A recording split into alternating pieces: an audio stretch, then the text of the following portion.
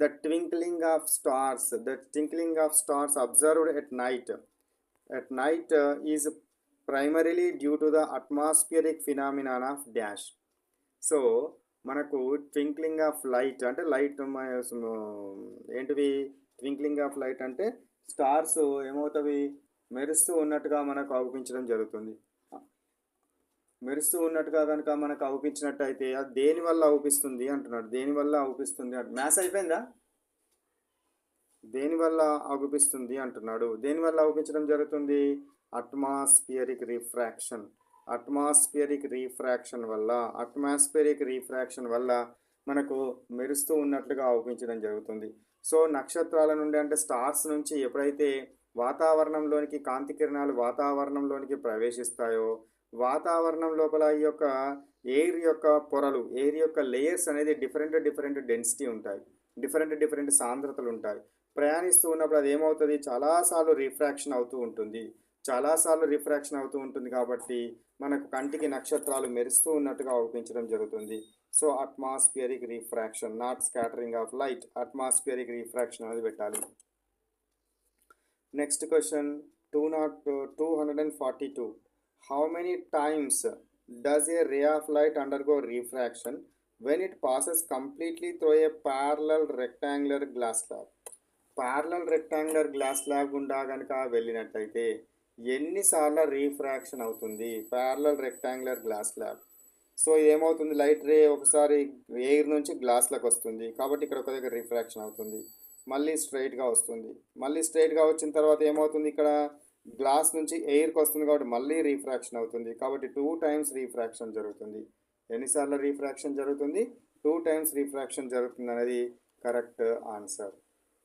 Next question 243 question.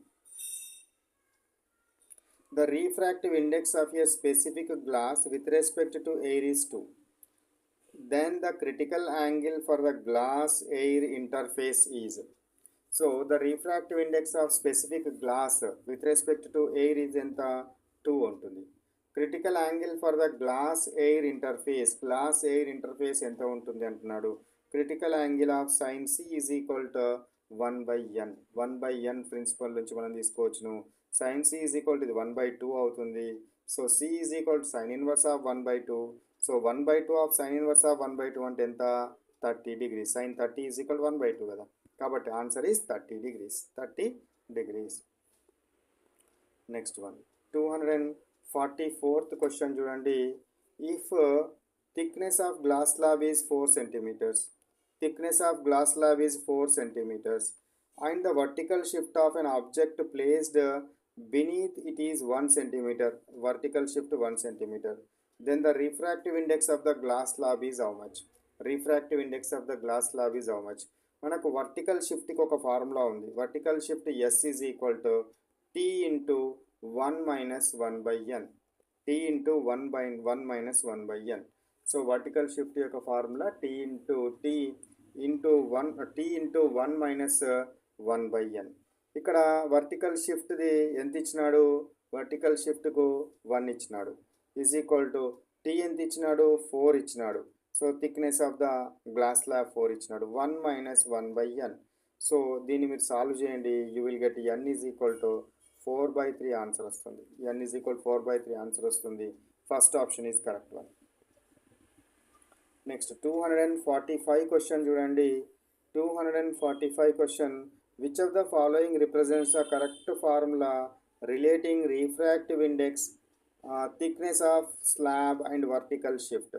వీటి మధ్య correct relation చెప్పమంటున్నాడు. So refractive index is equal to refractive index అంటే n is equal to refractive index n is equal to T minus S. This is the formula. So మనము దీని నుంచి ఏం చేయొచ్చు, దీన్ని రివర్స్ చేయండి. రివర్స్ చేస్తే 1/n is equal to T/T minus S వస్తుంది.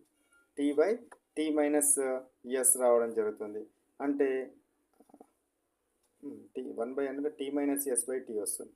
సో T minus S/T వస్తుంది కాబట్టి 1/n is equal to T/T అంటే 1 minus S/T అవుతుంది. అవడము జరుగుతుంది. సో దీని నుంచి మీరు డెరైవ్ చేస్తే మీకు డైరెక్ట్గా ప్రిన్సిపల్ గుర్తుపెట్టుకోండి, డెరివేషన్స్ ఏం అవసరం లేదు. N is equal to T by T minus S అనే ప్రిన్సిపల్ని గుర్తుపెట్టుకోండి. T by T minus S. Thickness divided by thickness minus shift అనేది కరెక్ట్ ఫార్ములా. 245 క్వశ్చన్. ఓకేనా? Now let